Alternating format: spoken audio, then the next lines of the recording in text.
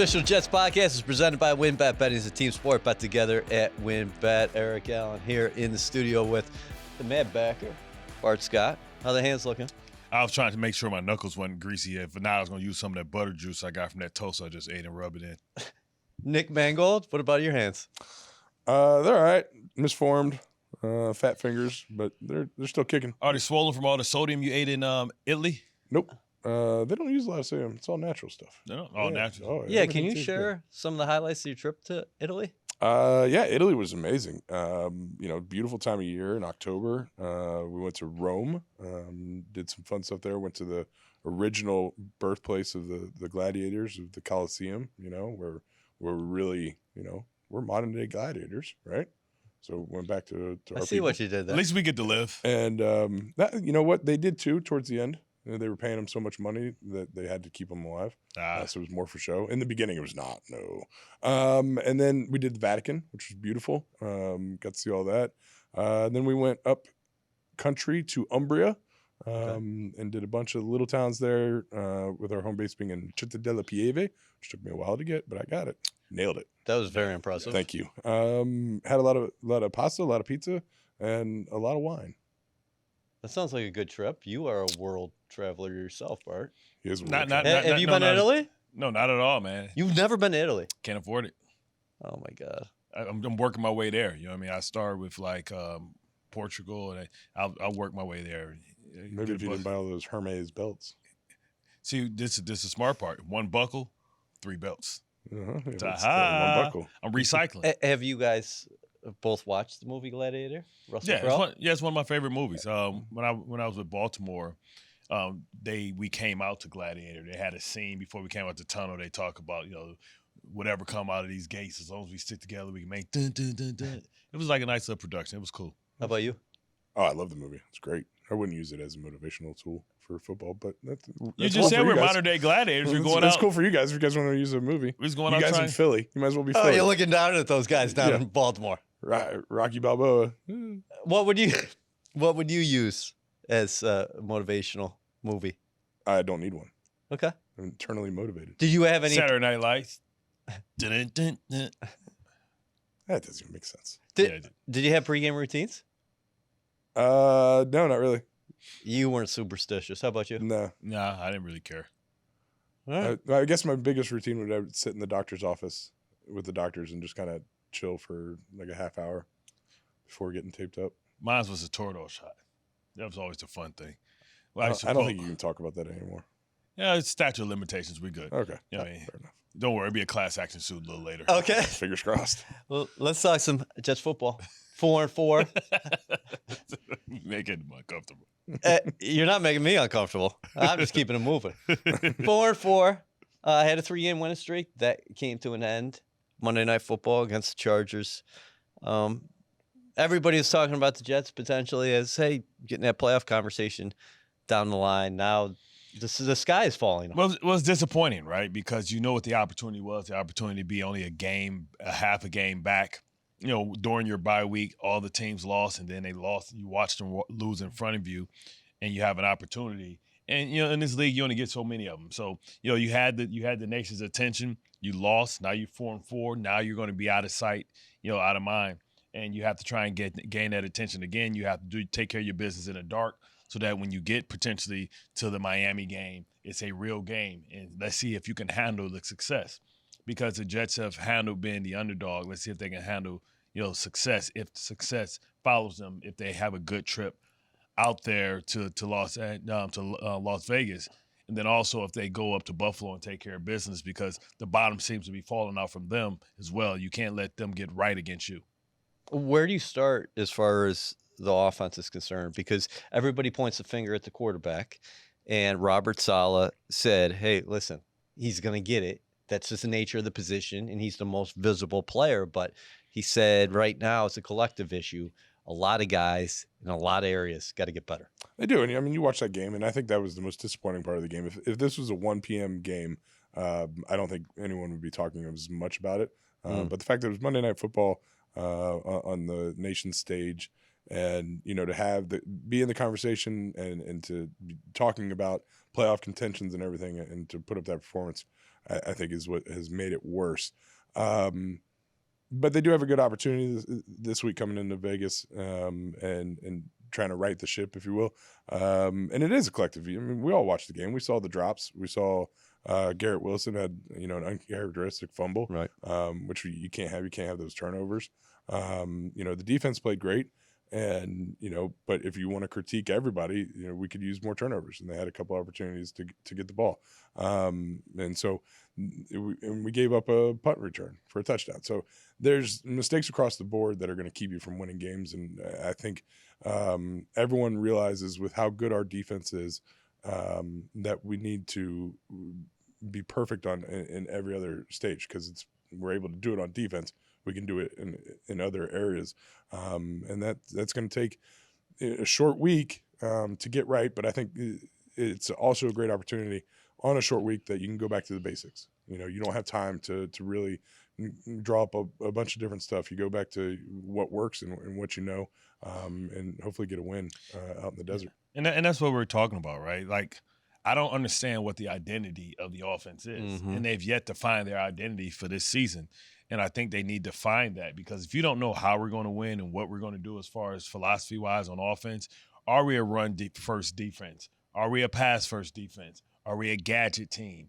Are we a guy that's going to use a lot of shifts and motions and try and set up basic runs? They have to get an identity, because if you ask me almost halfway into the season who the Jets offense are, I don't know. And I don't think they know. And, some of that can do with the circumstances of not really having consistency at the offensive line. But I do know that when you have a young quarterback, it's a responsibility of guys who are paid big money or have been in this league for a long time to elevate him. It's not for him to elevate the other guys around him, right? They're supposed to, be able to help carry him, right? Whether it's offensive line, and they have to have somebody opposite of Garrett Wilson step up. Because for me, the game plan is stop Breece Hall and stop Garrett Wilson, and the rest of the guys self-check. And that's just the nature of it. And this is a tough business. This is what it is, right? We deal in black and white. There's no gray. And the reality is we need somebody opposite. And the fact that they were out looking for receivers and trying to make a call for Devontae Adams, trying to make a call for Mike Evans, to me is an indictment on the other guys not stepping up and elevating and taking it to the next level. Because if they're doubling Garrett Wilson or if they're loading the box up, somebody has to win and step up and make consistent plays for this young quarterback. 8 sacks last week against the Chargers. So everybody's going to look to the offensive line and say, you guys definitely aren't doing your jobs. But you watched some film of Joe Tippmann, who made his first career start at center. Also, Brian Baldinger, our buddy, was out there on his film reviews, his Baldy breakdown. Sam Mekhi-Becton was really good against the Chargers. So it's not 5 across the board, but for the Jets right now, I think offensively, it's like you guys are talking about. It's a couple different guys, maybe each play. And if you have 8 going, 9 going, it's just not going to work. No, and I think that's the beauty of what football is it takes all 11 guys. Defense, I think you can have one guy make a huge difference, get a sack or an interception. But for a successful, say, run play, you need to have all 11 guys doing the right thing at the right time to make that happen. And so I think that's the beauty of the game. But it also makes the game that much more difficult, because you have one guy slip up, and next thing you know, you got a defensive tackle sitting there in the hole, or you got a linebacker filling in the hole. That run's not going to happen. So, I think it is a culmination of everybody, and the offensive line has had injuries and had to shuffle around and make different moves. And so I think trying to find the front 5 that work the best in the right positions and everything, and then also, I think as a plan, how can we help those guys out? Are we moving the pocket? Are we chipping? Are we bringing tight ends to help? And seeing where the areas are that we're lacking, and how can we cover those up? I think it's time for other guys, some more guys get opportunities. I mean, I want to see Bromley out there. Like, you have to try everything until it gets fixed. I'm talking about, you talk about, Baldy breakdown, talking about how good Makai's playing. That's why I wouldn't move him. I understand that the elephant in the room is that, Dwayne Brown should be coming back, and that's a plus, right? He's a veteran, savvy guy. He's seen it all, done it all. And you have to have that conversation with him to move him.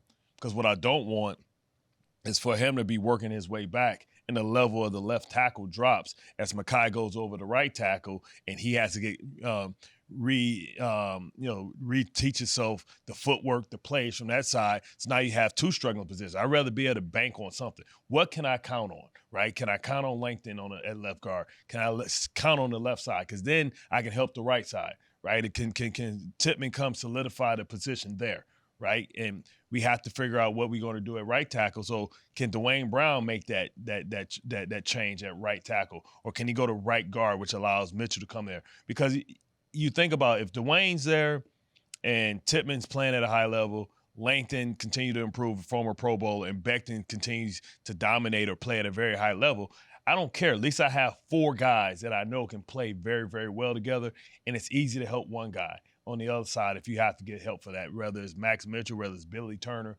whoever they decide to put out there, right? But you have to, I think, keep Becton where he deserves and has earned the right because he's played at a high level. I think Tippmann's going to be a really good player in this league, and whether that's at guard or at center, regardless. With that being said, how much can that potentially impact the quarterback, the changing of centers? We saw McGovern goes down, Xavier Newman comes in against the Giants. Tremendous job, and then Joe Tippmann starts the following game. Yeah, you want to have a comfortability with your center and quarterback, and I wish, seeing what's gone on, it kind of makes me wish I was still in the building, Really? to be able to help out the young guys, because I think Tippmann has potential to be a fantastic player, and I am an egotistical maniac that believes that I could help anybody, and so the fact that seeing him work and the way that he worked with Max Mitchell at guard, they look good together.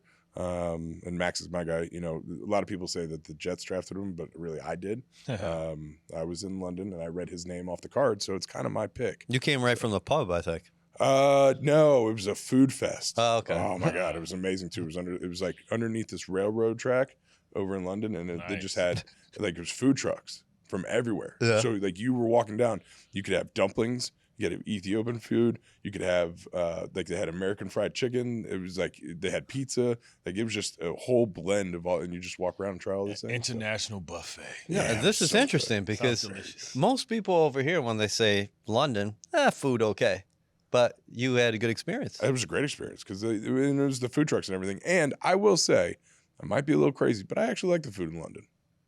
Yes, I think it's good food. I think I had some good beef Wellington there. Beef Wellington, the pot pies. So we call them pot pies. They just call them pies. Right. But the meat pies, unbelievable. So a lot of diversity in London too. So you can get a little bit of everything. So it's Indian tremendous. Food, Indian food in London is amazing. Yes. Okay. So speaking, you said something that caught my ear. Not just the food, was egotistical maniac. So we got a couple ones up here, and yourself and Bart Scott. I played the fifth. I learned from you. So you both have that in you. That's interesting. Would you want to coach down the line? I love coaching. I was coaching my kids' teams for a little bit. I'm coaching basketball right now, even though I know nothing about basketball. Big country reads. But I get those kids doing the suicides like no one's business.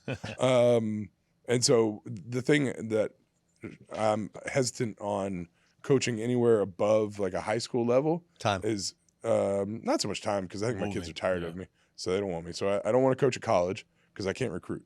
I cannot go into a 17-year-old's house and say, you're the best thing I've ever seen. I want you to come play for me. Because I know that's a lie. And so I would be the worst recruiter of all time. And I don't want to do NFL because there's no loyalty in the NFL. How often do you see a position coach stick around for, I've heard of like one or two. We got a little smoke here, right? Yeah, a little bit. No, Leon. I'm sorry, Leon Washington. I call him Little Smoke. Yes.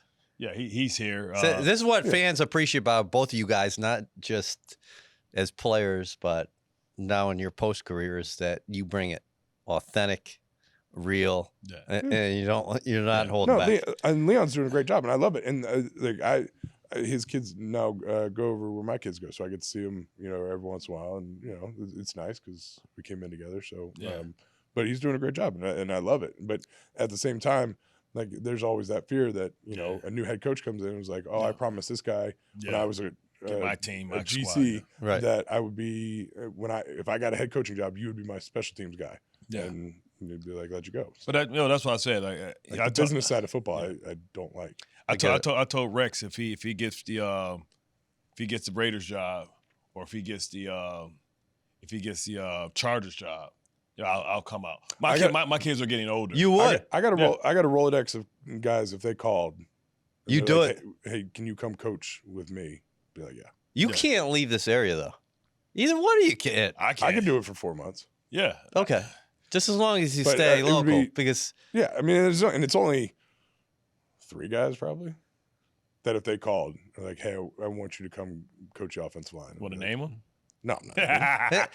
This is what I have such a great appreciation for, is that you guys were not only elite players, but you made your homes here and you never left. Yeah.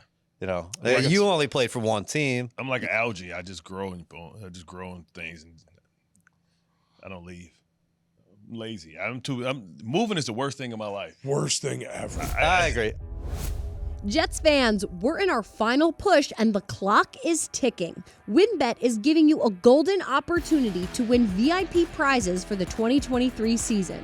The WynnBET Green Room is the most exclusive space at the stadium, with all-inclusive food and beverage, lower-level seats, and appearances by Jets legends and celebrities. New Jersey customers, all you need to do is wager at least $100 on WynnBET Sportsbook or Casino. For New York customers, all you need to do is wager at least $100 on WynnBET's Sportsbook. The best part? You get an entry for every $100 you wager. All right, so we're getting off track a little bit, so we'll get back to the Jets. What do you want the identity to be? Because you said, okay, I don't know what the Jets' offensive identity is. I'm going to ask you both this. I think it has to be running the football. I think, you have to establish football is about physicality. And, you have to find ways to run the ball. And I understand that maybe they're shuffling the line, but, whatever happened to the double-doubles, right? Double-double across the board, with a back like Brees and Dalvin and Michael Carter, being able to, zone read these stretches, right? Coming off the double teams, right? We have athletic guys who can move people against their will. We like to use these tight ends. We like to come in these jumbo packages. Mm-hmm. The toughest play that I always had to stop, like everybody, to me, pulling a guard or something like that is easy because I can see it, and it sends a linebacker a text message of where the play is going. But the toughest thing is when you double across the board in the back picks, because it forces me as a linebacker to keep my shoulders square. I don't know where it's going. And if any of these guys get movement, it cuts me off because they come off the double and cut off the linebackers. I think Brees would be tremendous in that type of scheme, just being able to get these guys going downhill and then set up the play action off of it. There's no way that Zach Wilson should ever throw the ball 49 times in a football game, right? It's interesting. Prior to the Chargers game, in his last 10 wins as starter, each of those games, less than 20 completions. Yeah, I mean, you think about, like, even you look at guys like Lamar Jackson, you look at some of these guys. C.J. Stroud is something totally different, man. Mm-hmm. He's a totally different beast. But most of these guys only throw the ball 20, 25 guys, right? You look at Brock Purdy out there, right? A good game for Brock Purdy is 25 completions, 30 attempts, maybe 215, 230, and balance on both sides of the ball, man. Yeah, he's speaking your language when he's talking about running football, isn't he? Well, yeah, obviously you run the football. I think that's where it's difficult now that we're halfway into the season, because I think when we started way back when in April or whatever, after acquiring Aaron, I think right then and there you could say the identity is going to be we're going to throw the ball and run after it, and going off that premise through training camp into the season, where that was the game plan. And then obviously injuries happen, and having to kind of reassess and refocus, is difficult, because you have all these plans and so changing. And it is difficult too. I mean, you talk about the double teams and the run game. which are fantastic, and you love to see them, but you have to work at them. They don't just happen. And so with all the shuffling that has happened on the offensive line, it does make it difficult to pull off, because that's what you perfect, in training camp, is when you're working on it, when you have those 20-minute individual individual time, that all you're doing is you're working on, all right, here's how, if this guy is on your shoulder, here's how we're attacking him to get up to the linebacker. If he's on your eyeball, here's how we're attacking. If he's head up, here's how we're attacking. So you go through all these scenarios and you work on them and you grind them. And so when you aren't able to have all those reps with the same guys, it does make it tricky. And so it's one of those learning curve things that you have to get through. But yeah, I think now where we are as a team, and sitting here at 4-4, I think we do need to be run first, play action, move the pocket, screens, get the ball out quick. And because that's the nature of the beast. And we're going to have to run through the smoke of an overloaded box. But fans at home, when they hear this, I'm going to tell you what they're going to say is that they just don't want you coming out, run past third down. Can you still emphasize the run, but maybe take a open approach on that first down? Where? Go ahead. You mirror the plays up, right? The same plays you run out of jumbo, you can run out of different personnels, right? You can run out of different things. Like if people want to load the box up, then you spread them out and run the same play. You can run power plays because they have to adjust to you. So if you come out and you come out with 3 wides, essentially that's just a tight end. He's going to take a body with him, right? And they decide to go. And make them have to make tough decisions. Do I come out and do I match this with my big nickel? Or do I come out and have my linebacker that's kind of a tweener come play dime? Or do I bring in my true dime that's coming in here and all you're doing is matching? You got 2 plays, right? If they come out here with this slow linebacker, spread them out. Let's work the matchups. If they decide to come out here and they come with the finesse squad, then we can run power. You can run power out of 3 wides, right? You can run, stretch and man plays, and double teams and pull. We see Jason Kelce do it all the time. Like they spit out. He'd say, okay, they overloaded to the right on this certain front, in this, over front, or they're in the rush front. Now I'm just going to, I got the angle right now because I got a guy in my A gap. I'm going to hit the guard, and I'm going to be the puller to the open side. Right. And it's still a power run. So you can still disguise it, but you do the same plays and let them get good at it, but just do it out of different personnel groups. Yeah, it doesn't, being run-oriented doesn't mean lining up with a true fullback and tailback, sure, and a tight end, and the ground and pound of the Rex Ryan days. Because you can do it, like Bart's saying, just out of any formation, you can manipulate it so you're running the same plays. Like you have the weak side zone play out of every formation, and it's just whether or not you want to add a throw into it, add a bubble screen off of it, and there's multiple things you do. So I think when people do say run oriented, I think everyone always thinks like, oh, we got to bring in like an extra tackle, make it a tight end, and fullback and everything. But that's not necessarily the case. Bubble screen is a run play, right? Yes. You know what I mean? You talk about, they tried to get the screen game going. They had a big opportunity. Work on your individual screen games, right? And it's about being creative, right? You have to understand. We have to stop and say, this is what we have, and put guys in positions to do what they do well. I like to see. I love that Xavier Gibson got some balls. Yep. But also you got these, reverses. His thing is getting him in space. He's a punt return. Get him in space, right? You talk about, wide receiver screens. Garrett Wilson, that's something that he can do. He can run after the catch, right? Those are high percentage completions, right? You talk about, I used to love the your Chan Gailey middle screen. That's a beautiful play, right? Because it sets up everything very well, especially against, aggressive type of people. Football doesn't change, man.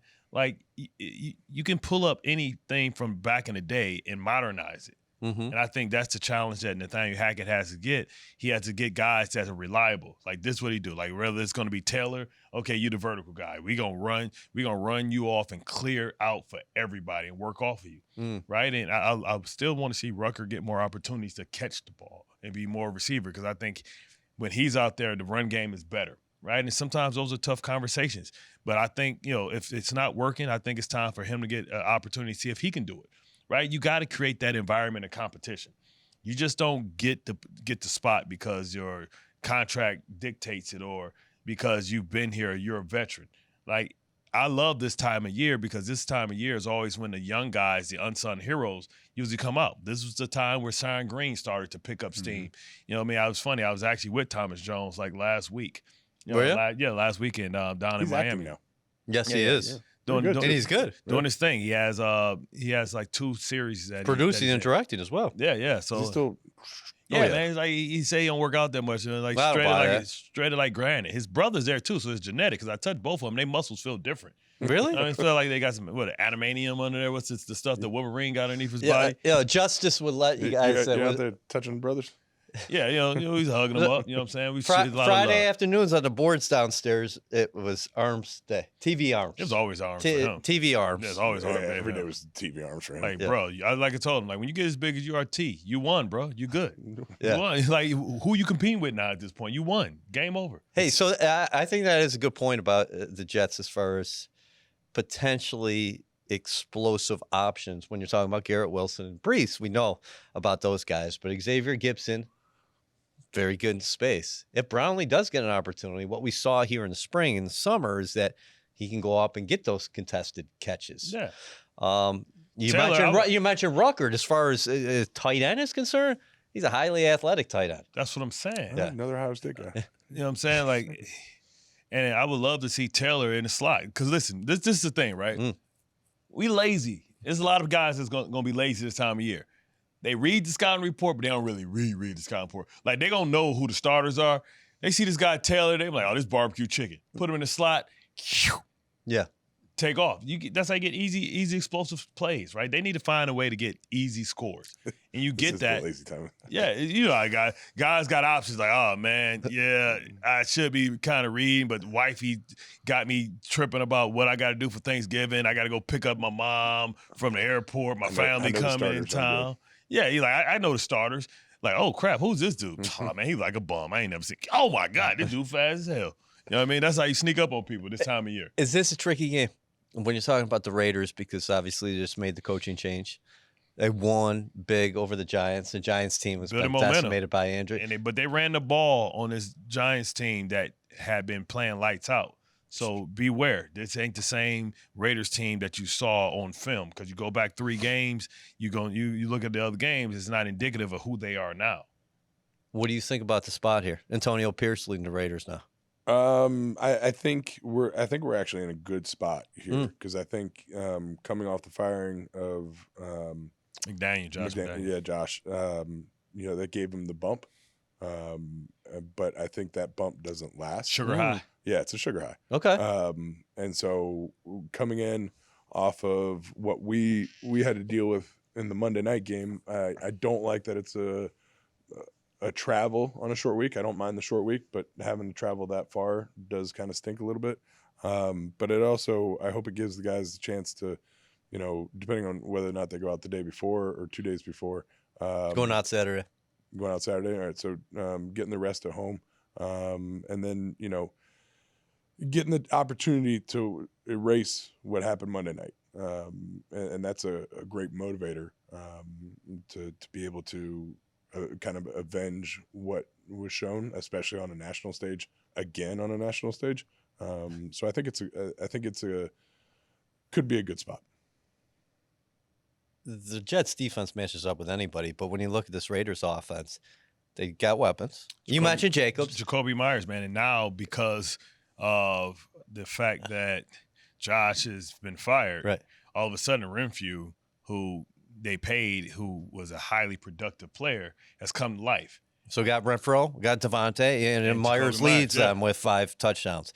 So they do have some guys. Thing about Aiden O'Connell, though, he's a really accurate passer, but he's a statue. He knows this. He knows what's about to happen. Yeah. He knows that this pass rush is coming. And he's not a guy, like you said, that's going to take off and run, be much of a threat. But he probably will try. But he's going to believe in his arm and say, I got a better chance if I stay in this pocket and try and throw it down the field and let these guys run, because I don't want to take no hits. Right. And if you do that, you get Jimmy G back in, which I'd much rather go against Aiden O'Connell. So I want to sit in there and get him skittish. and see if I can get some balls out of his hands and get some short fields, and get some fumbles, right? Because he's maybe burping the baby a little bit. Give you some opportunities to kind of get after him and get the ball out of his hands. I know they're all big. Let's end here. How big of a game is this for the Jets just to get right?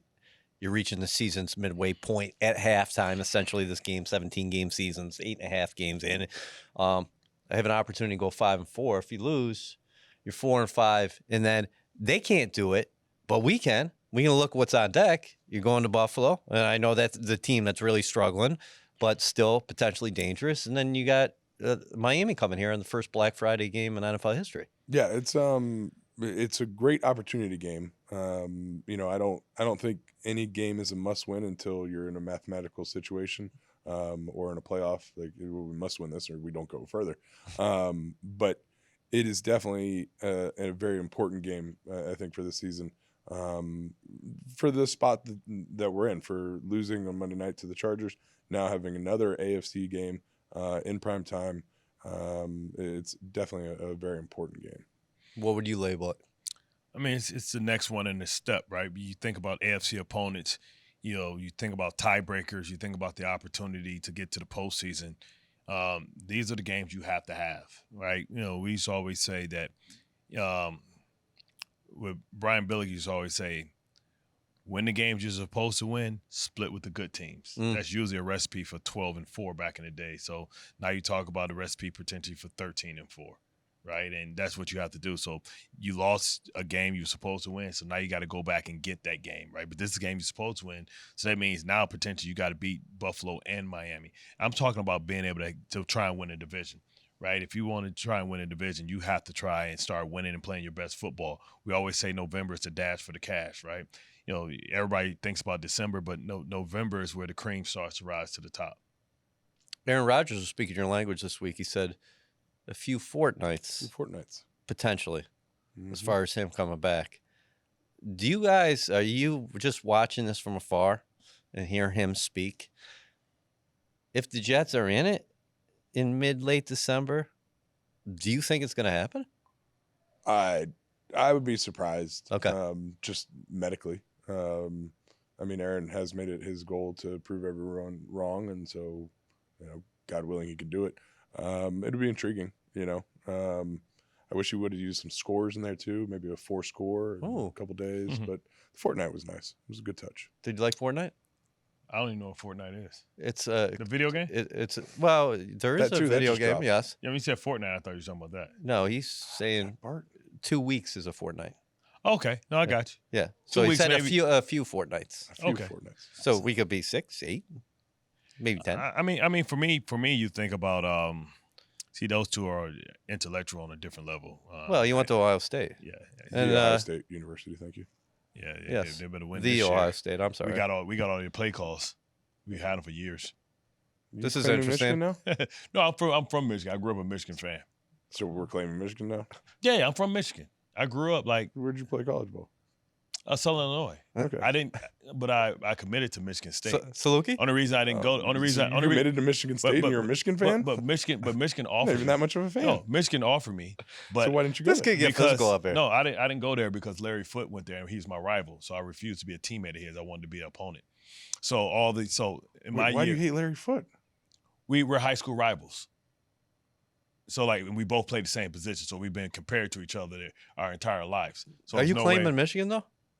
I've always been like a Bo Schembechler, Desmond Howard fan. A-Train. Yep. I grew up like a Michigan fan, right? I went to the Michigan camp and all that stuff. Yeah, you guys are cheating, but whatever. Yeah, I mean, you ain't cheating, you ain't trying. Hey, it's NASCAR rules. Exactly. Apparently. You know what I'm saying? Exactly. I mean, listen, just because I know some of your calls don't mean I know your call. Listen, here's the thing. Yes, we have lost the last 2 years, and it's not pretty. Coming back, baby. Listen, I don't mind you guys talking because maybe that can be the difference. But come on, Purdue. You think they need your signals to beat your ass? Come on, man. You Purdue. Stay in your place. Know your role. Shut your mouth. Let's lay off of Purdue. They got a really good basketball team this year. And let's end there. This was fun. They do. Yeah. I've gotten big into college basketball. You have? you? Zach Edey. He's crazy. I didn't pay attention to it at all. Would barely pay attention to the tournament. But now you're a basketball coach. Yeah, well, and because of our good friends at WinBet, being able to bet on the tournament got me sucked in. Oh. See the thing, actually. So now I'm Well, watching. look at you. Now I'm watching regular season games. It's a coach for Purdue. Is he Matt still the guy Painter. for? No, he's tall. No.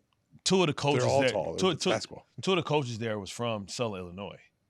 Oh, okay. Bruce now we're Weber. playing in Southern Illinois. No. Would you basketball. pick a school? No. I'm a nomad. You are no I'm a man. nomad. You know what I mean? But the fact that I think college basketball is going to go up more because with the NIL deals, I think college players are going to stay in school longer because they know they can make money. Yeah. So I think NIL is good in that regard. That you're going to have guys that are making money that may stay that extra year because they may say, "Hey, I'm a 3rd-round draft pick, but I'm getting this money right now." And I'm a popular college player. So I think in that regard, it can be good, even though all these other coaches are hating because it's their competitive advantage was their boosters and the fact that they had people that can pay more money. Now that the playing field is level, now they have to actually compete and do their damn job. So now you hear people like Clemson and Alabama complaining because now nobody wants to go live in Alabama. Where else are you getting tourism tips? A Jets Raiders preview? Food tips. Also, Fried turkey. a big breakdown of NIL, college basketball, and we even dipped into Michigan sign stealing.